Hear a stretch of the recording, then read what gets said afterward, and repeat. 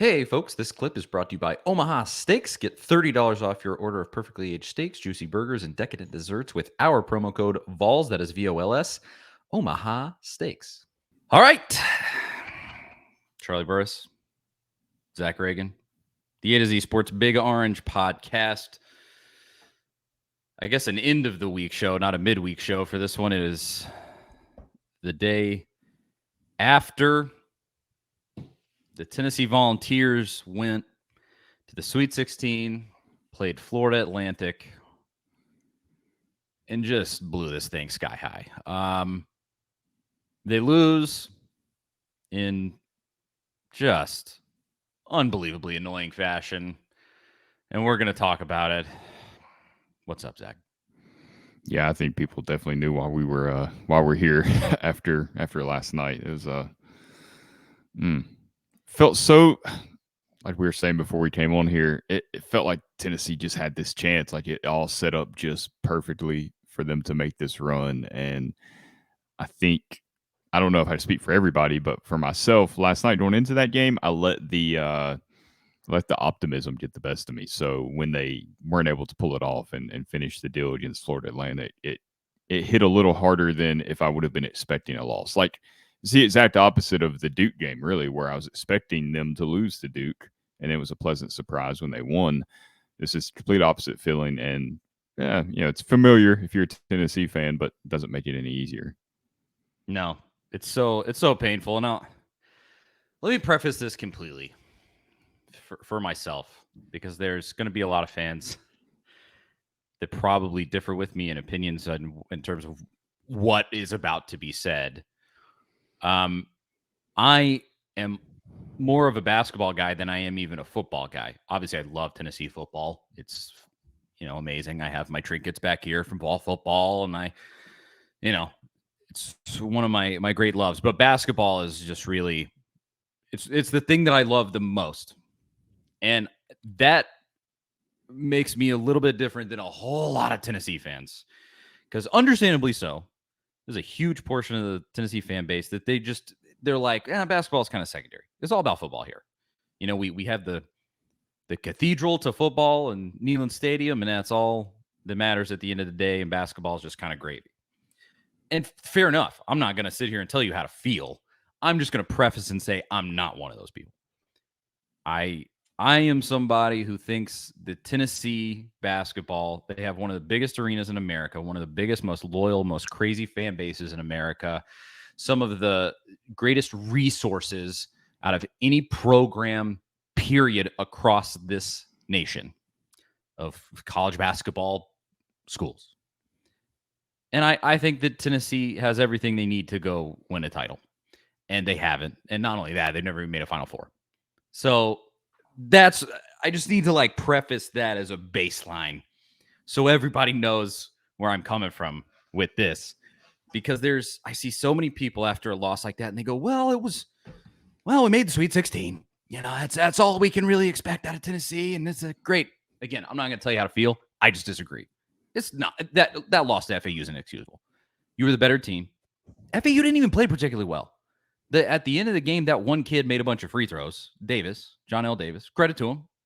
And what really happened in that game is that the dude across from Rick Barnes outcoached Rick Barnes. He coached circles around Rick Barnes in that game.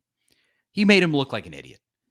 And I say this, and that hurts so much to say that, because after the Duke game, go watch the video that we had after the Duke game. We made one. I was absolutely glowing about Barnes. It was one of the greatest coaching jobs that he's done. Postseason game against Duke, huge name. He goes out and they do the exact stuff they needed to do to beat Duke, and they beat him in every single phase of the game and look like the better team throughout the entire 40-minute game. And in this one, against a team with less talent, less length, less depth, they go and they just kick your butt. I mean, it's not like it even came down to a last-second shot. They kind of ran away with it at the end there. That's terrible. Terrible. Yeah, I mean, it was pretty much a microcosm of the season, right? The whole tournament. I mean, you have a narrow win against Louisiana that you almost let get away. Then you beat Duke and have this performance reminiscent of the game against Texas, perhaps, where you win a game that a lot of people were picking against Tennessee. and then you go lose to a team with less talent like this because you go cold. You can't make shots. Once Tennessee gave up the lead last night, I think we all pretty much knew it was done. And we were texting, and pretty much it was the same sentiment because there's just no faith in this team erasing a deficit. And once it got up to, honestly, once it got up to about 5 or 6 points, I was like, they don't have a chance to erase this. Like, because they're just trading twos if they can get them. They do hit a couple of jumpers that kind of kept them in the game a little bit. But outside of that, there was just no, like, Meshack had one or two drives where it felt like he was feeling some urgency and was getting to the basket, and then that was pretty much it. I mean, there was just no. I mean, the offense we were talking about before we started recording here, the offense is just dreadful to watch. There is no identity to it. It's just a whole bunch of dribbling around and then settling for a jump shot. And I mean, you're not going to score 80 points that way, and that's what you have to do sometimes. Like defense. You held them to 62 points and you still don't win the game. You got to be able to score. And it's frustrating to watch because I don't know, like, when's it going to get better? Is it, moving forward? You held a team that averaged 79 points on the season against whatever conference they come from, the CUSA or whatever. They play against that competition, but still 79 points. They just won, they beat Memphis. They won those games. Credit to them. And you held them to 62 points. You couldn't score 63 against that team, against a team that when you look at it, I mean, they had one tall guy, and that guy really didn't do much in that game. He played some decently effective defense, but in terms of scoring, he really didn't do much. It's not like they leaned on him. Most of his time on the ground, it seemed like. Yeah, I mean, he's getting shoved around by heroes. Yeah.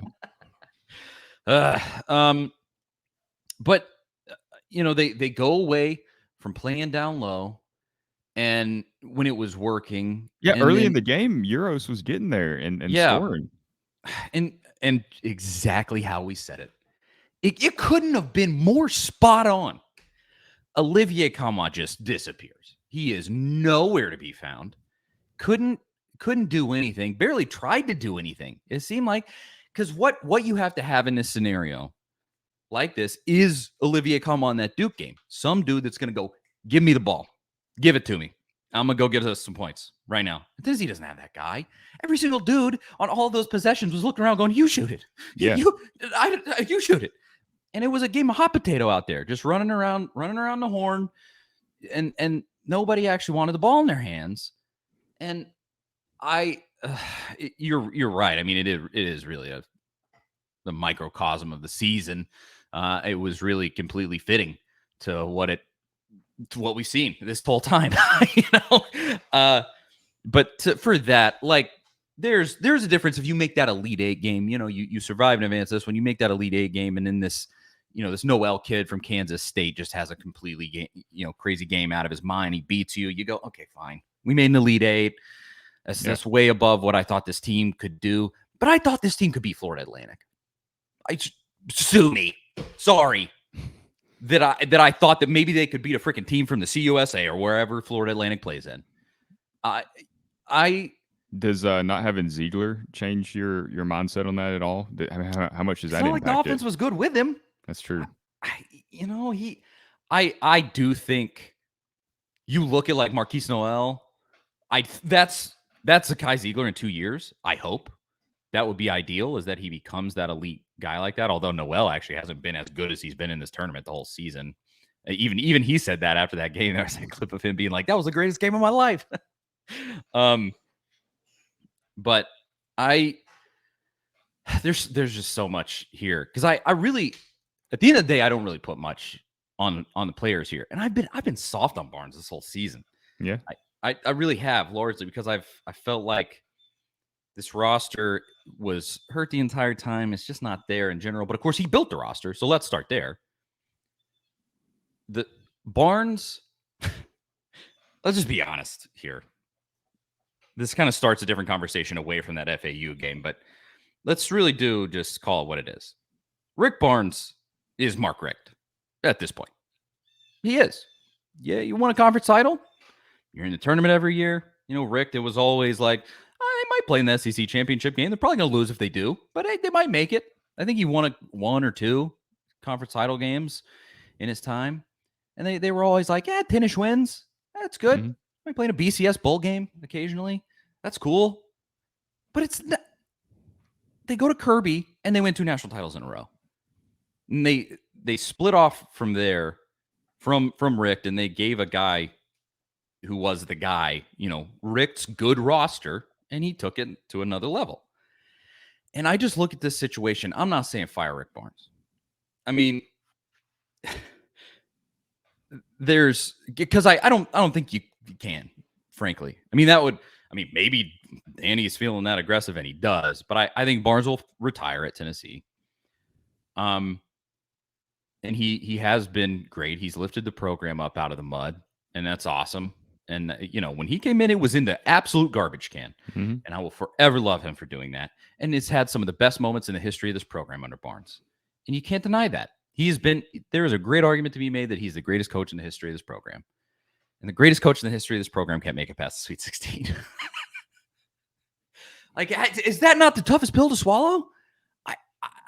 I don't know how else to frame it, but that's just the perfect like one-to-one comparison to me, where you go, this program is in good shape with this guy.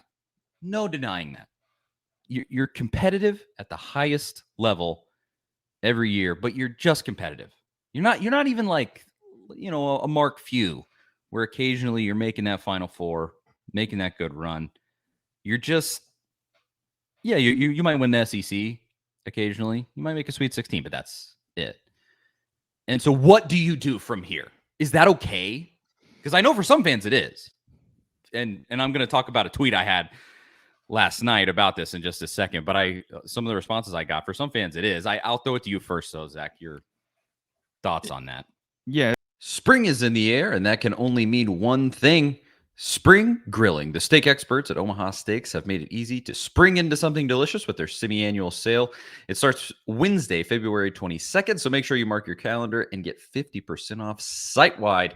Grab all your favorites like perfectly aged tender steaks, ocean fresh seafood, juicy burgers, air-chilled chicken, and decadent desserts. Plus, when you go to omahasteaks.com and use promo code VOLS, that is VOLS, at checkout, you'll get an additional $30 off your order. It's the perfect way to get fired up and spring into something special. Don't wait. Go to omahasteaks.com and use promo code VOLS at checkout and take advantage of this deal. I've had Omaha Steaks plenty now. Comes right to your door. So convenient, so tasty. Can't recommend it enough. Go and get it. Omaha Steaks is ready to ship your order right away, and you're going to want to hurry because 50% off site-wide is only happening for a limited time, so don't miss your chance to save. Visit omahasteaks.com.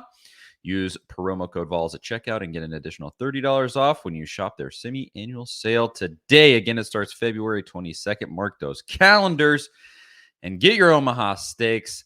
Minimum order may be required. That's Omaha Steaks, promo code VOLS. It's kind of tough for me because for me it's hard to compare college basketball and college football in some aspects because there's just so many more things that can go wrong in college basketball. There's so many more games, and it's just there's more parity in the sport in general.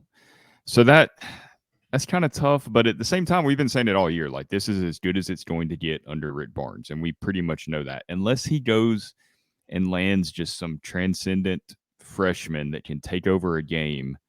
And I don't have a lot of confidence in that happening because the freshmen that Barnes has played, they just haven't played at a high level, really. It's almost like they're an afterthought. And eventually, I think that's going to hurt Tennessee in recruiting because, I mean, how many young basketball players want to go to a school that's just focusing on defense?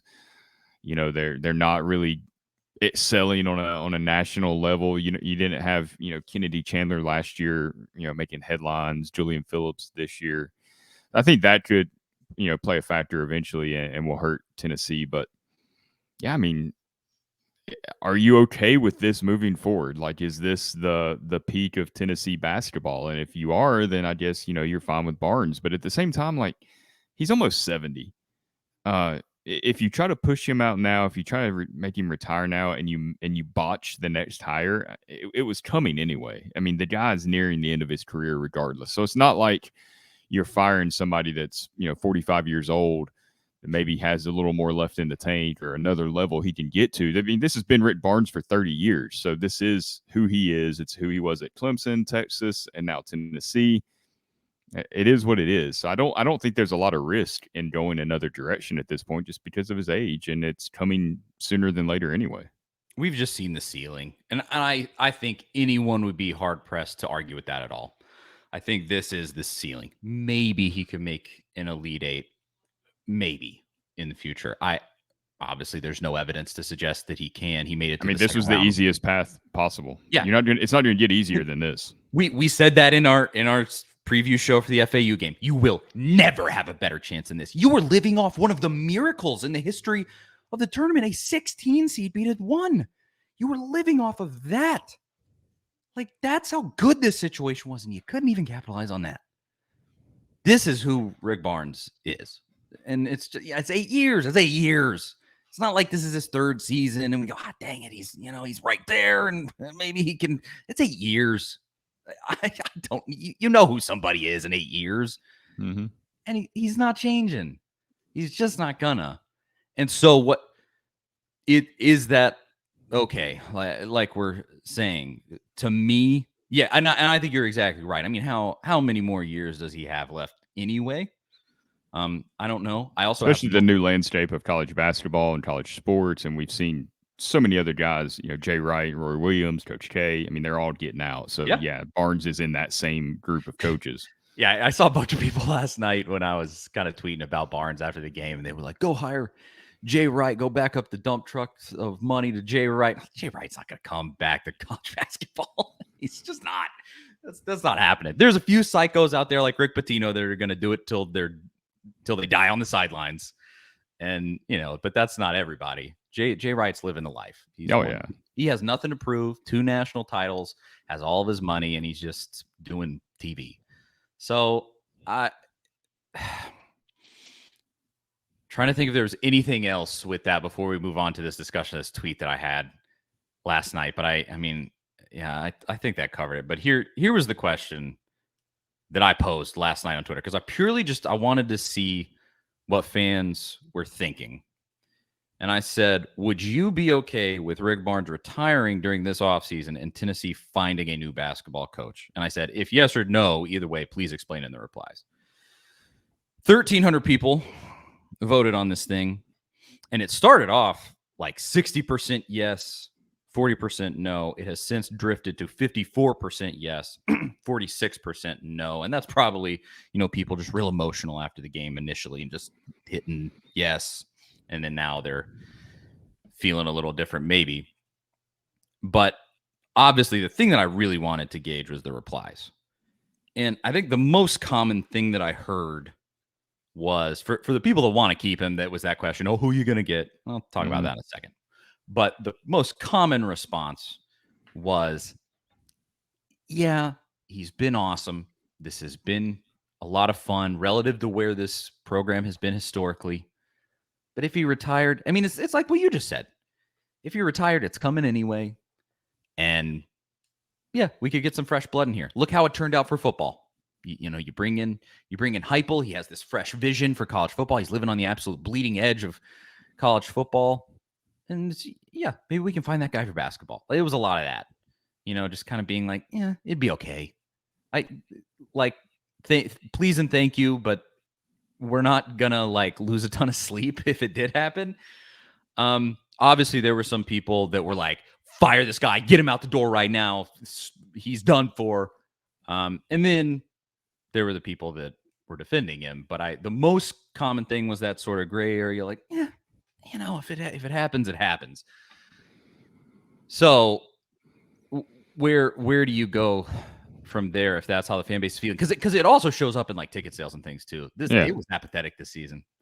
Fans just aren't on fire about it. You could tell from our video views about basketball. Yeah. Well, I mean, it's not an exciting. I mean, I think people would rather watch a team that's a bubble team that's scoring 85 points a night than watching this style of basketball. Well, yep. I think we appreciate this style of basketball because it is a kind of a throwback to the physical playing style stuff you just don't really see anymore, kind of that we grew up watching. I mean, definitely appreciate it, but it can be hard to watch.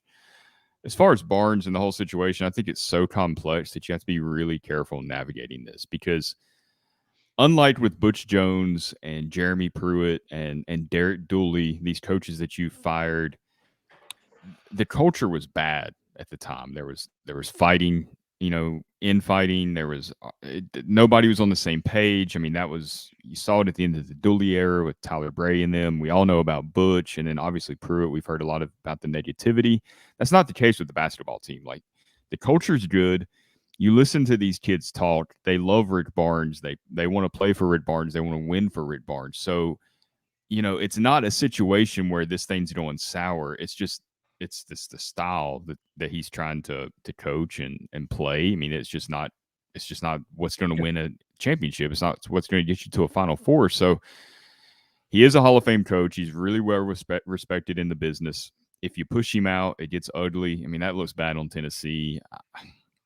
I think it's a really difficult thing that Danny White's going to have to navigate. It has to be Rick Barnes' idea, I think. If you try to push him out, it could get like Philip Fulmer. And I know Barnes doesn't have the equity that Fulmer had with the football program, having won a national championship. But you still, like you said, he's the best basketball coach probably in the history of the program. You want to send him out the right way. What I think, though, is I think Barnes is very well aware of his legacy and that he is the guy that can't get over the hump, can't get Tennessee past the Sweet 16, can't win a championship, even though he's a Hall of Fame coach. And I think he's still trying to get there. Like, I think he believes that he can get there, and I don't think he's going to just step down because they lost in the Sweet 16 this year. Now, if they felt that, came up way short, missed the tournament because they collapsed at the end of the year, maybe that's a different conversation where he realizes, hey, time has passed me by. But he's not in the same position as Roy Williams and Coach K, where they had that resume. He's still trying to get that. Yeah, what I don't understand is that he's had so many of these humbling experiences. Lost in the second round with Kevin Durant. One of the a guy that will go down as one of the greatest basketball players of all time. Mm-hmm. Lost in the second round with that guy. Lost to Tennessee with that guy. I mean, so many of these humbling experiences, and he just is stubborn. He doesn't. He's stubborn. He's not going to change his ways. I mean, you're asking that you're beating a dead horse asking, because that was my main take last night, and I said this on Twitter and got some interesting responses. But I said, make Rick change his offense or move on. That's where I'm at. I mean, this is Philip Fulmer in 08. Yes, it is. It is. It is. It's exactly that. So he's kind of Mark Richt and he's Phil Fulmer. Yeah. In some sense. Phil Fulmer without the national championship. Yeah, I mean, it just is so clear to me that he's not gonna change anything. Because we always talk about, we all hate Saban. But the thing that has always made him great is that he will continuously adapt. Mm-hmm. He doesn't care. Shameless. He'll go, well, that offense didn't work, and I'm going to go out here and complain about speedy offenses and then go play speedy offense. Because obviously it's working. I mean, I'm going to do it. What do you think I am, stupid? No, I'm going to do the speedy offense. Like, it doesn't matter. He's going to go and adapt. It's what's made him the greatest football coach of all time.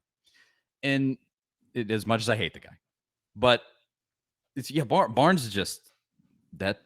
He's hard-headed and he's stuck in his ways, and I guess he's had enough success that he's fine with that. But and he also, I mean, another huge problem. I mean, I don't really lay anything on the kids. Some of the kids that have been on these teams, and especially on this team, I love some of these players. Santiago Vescovi, it's what I would give to have that kid come back next year. He's so awesome. And he's just great dude with a great attitude. Mm-hmm. Love him. And I mean, Triple J, Josiah Jordan-James, he's been kind of let down throughout his career.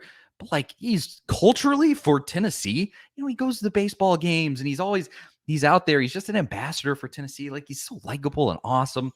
Like, I don't lay anything on these kids. But one of the main problems is Rick's recruiting. It has been high level, but he recruits to a culture. And it is a culture that is no star, no elite guy. Nobody's going to be the A1 man, the alpha dog, the elite dude. He just doesn't do that.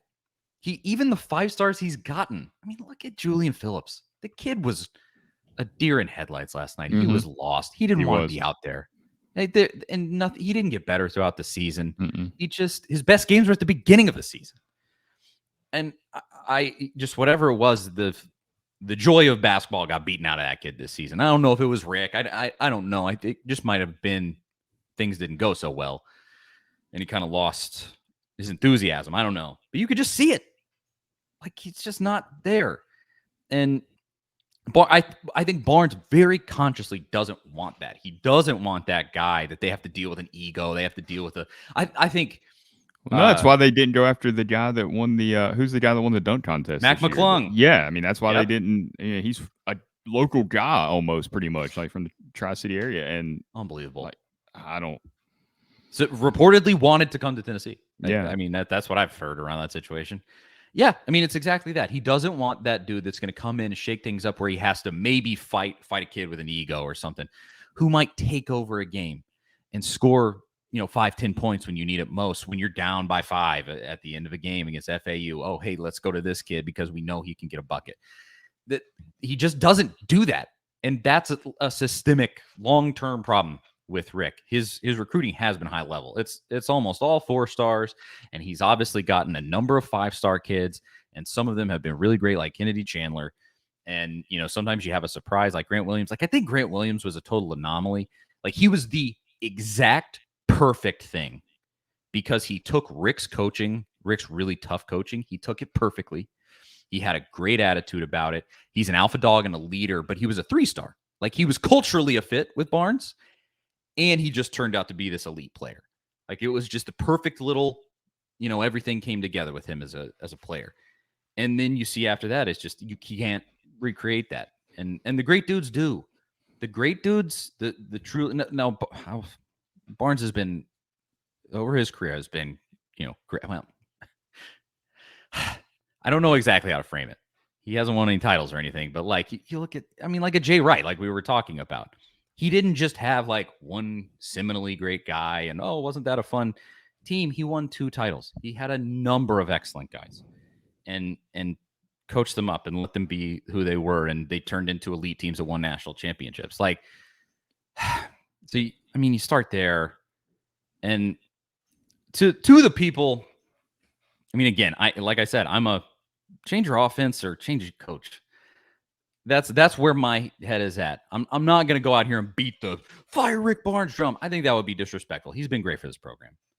Don't go out there and like. I also don't think you can fire a guy after Purdue, Kansas, Arizona. Some of these other teams didn't even make it to the Sweet 16. So I do think that's part of the conversation we need to have. Is like, do we look at this in a vacuum as just this one season? How do we look at it? Because if you just look at this one year on its own, you say, okay, yeah, they did have a lot of injuries. Josiah Jordan-James was up and down, and who knows how much he really has right now.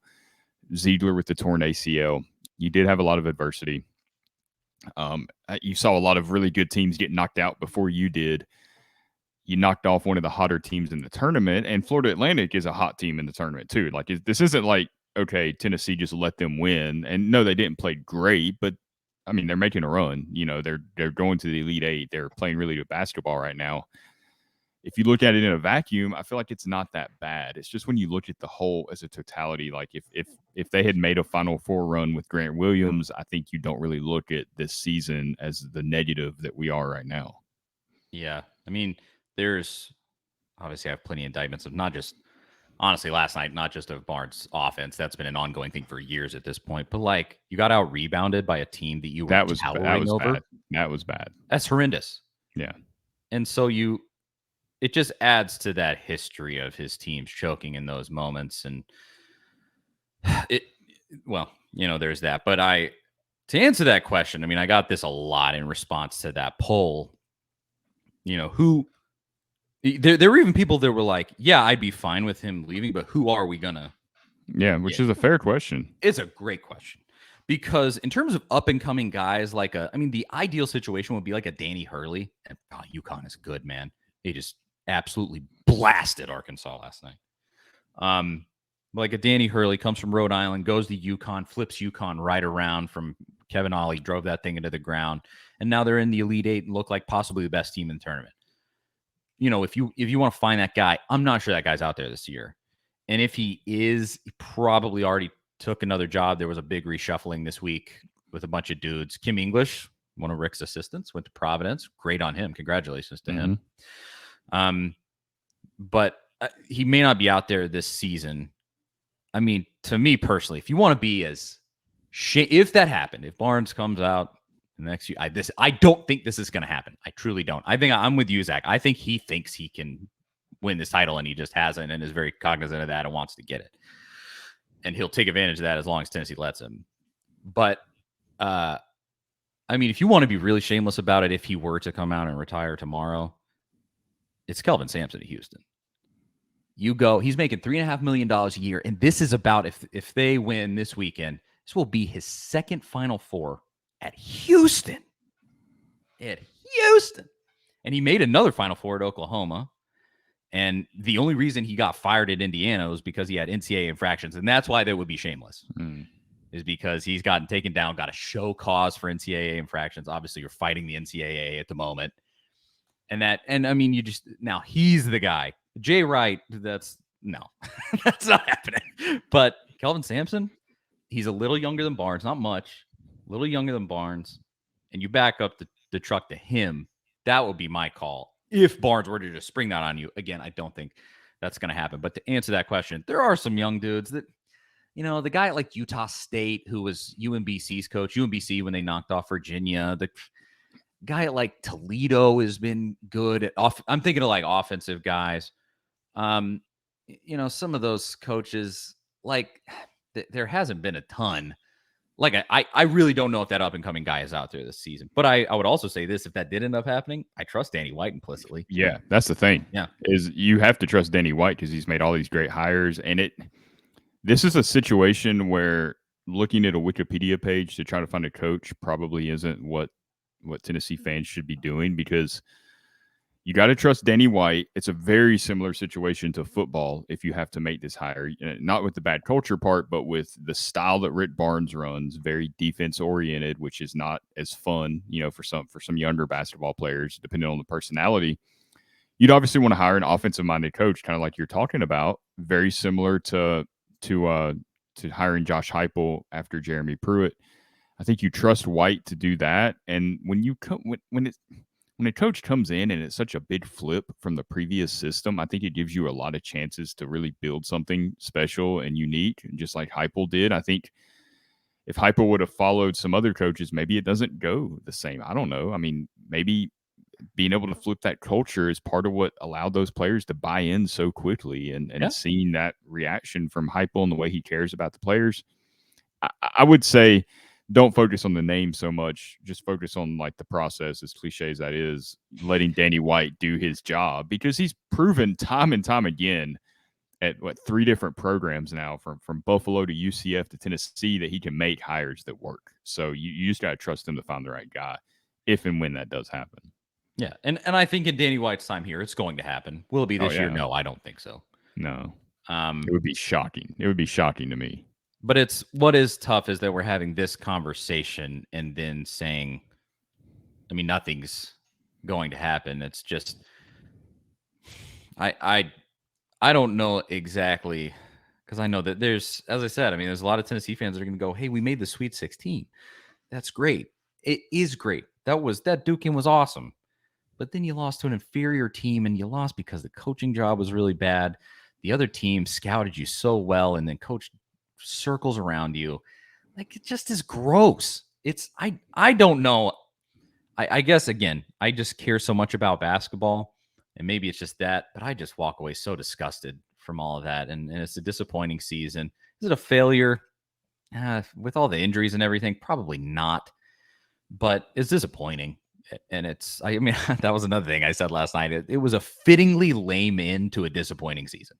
Like, it was the perfect little, here you go, you're going to have one more loss to an inferior team. And slowly watched it develop last night, where it just slowly slipped away. And it was very much like, we all see it happening. Nothing you can do to stop it. It was very frustrating. Yeah. Oh, it was. And this was classic Barnes. The run, the 18-2 run or whatever. And he just let it go and let it go and let it go. Tennessee was up 8 in that second half, I think, maybe 6, but up like a fair amount where they could have potentially started to pull away more. And then FAU starts that run, as you probably expected they would, and Barnes just never called a timeout. I think FAU probably had a 5-point lead or something by the time. I'd have to go back and look, but like some amount of a lead. Yeah, before Barnes ever even called timeout. And I love the coaches that are just very reactionary with timeouts because so often that it just works. You just calm everything down. You go, whoa. Let's Well, reset. that's what it's like. Get your head Barnes, right. how long? How long have you been coaching? You know what's happening. We all know what's happening. Stop it. Call the timeout. Stop it. He's done that all season. So, And he wasn't a never surprise. he never calls timeouts in late game situations. He just lets those dudes play. That's just part of the. And how many late game situations has Tennessee lost this season? Oh, It's just all of them. Yeah. A close game late for Tennessee this season. Name the one that they won this season. Did it happen? Yeah. No. I mean, we said it. It was either like an 8-10 point win or more, or a loss. Like that was Tennessee's season this year. So weird. I love these players. It's a shame. Because I think they're all gonna leave. I think Julian Phillips is gonna leave. Because he just seems so disinterested. I mean, if he was engaged and still struggling, that would be one thing. But I think he's going to be looking to. And this NBA class pretty weak. Yeah, he'll probably go. I mean, I don't see him transferring. I see him jumping. Yeah, he'll just go to the NBA. I don't think he'll transfer anywhere. But boy, that is frustrating. And by the way, they did ask him last night if he was, he's still thinking about his decision. So usually when that happens, it's you pretty much know what's coming. Yeah. Well, that's an annoying end of the week, but we'll come back. I know this is what the COVID year, we pretty much had this conversation before everything got canceled because they were probably going to miss the tournament that year. They definitely were. So this is what the fourth straight season we've ended basketball with this similar conversation. Yep. And I'm sure it'll be a fifth straight next year. Yeah. It just comes down to at what point do you end the Mark Richtiness? It is the perfect comparison. It really is. It is. And it's not an insult. I mean, Mark Richt is a great football coach, a great person. And, he to be anywhere that length of time, and same with Rick Barnes, to be anywhere longer than 3 or 4 years, 5 years, you're doing something right. But you're not getting any better. You're not getting over the hump. Chances are you never are. And like I said, unless they just land some recruit that comes in and plays out of his mind and can just take over games, which I'm not sure Rick would even let happen. I mean, we have seen no evidence that he's willing to let that happen. So I don't know. Maybe he gets desperate near the end of his career, and maybe he has a moment of clarity where he understands, hey, I got to do something different because it's the same result every single year, but not a lot of confidence that's going to happen. I wish he would. Bring in an assistant coach from an offensive heavy team. I don't know. Change that philosophy up. But that's it. The A-to-Z Sports Big Orange Podcast. I'm Charlie Burris. Apologies if you don't agree with me.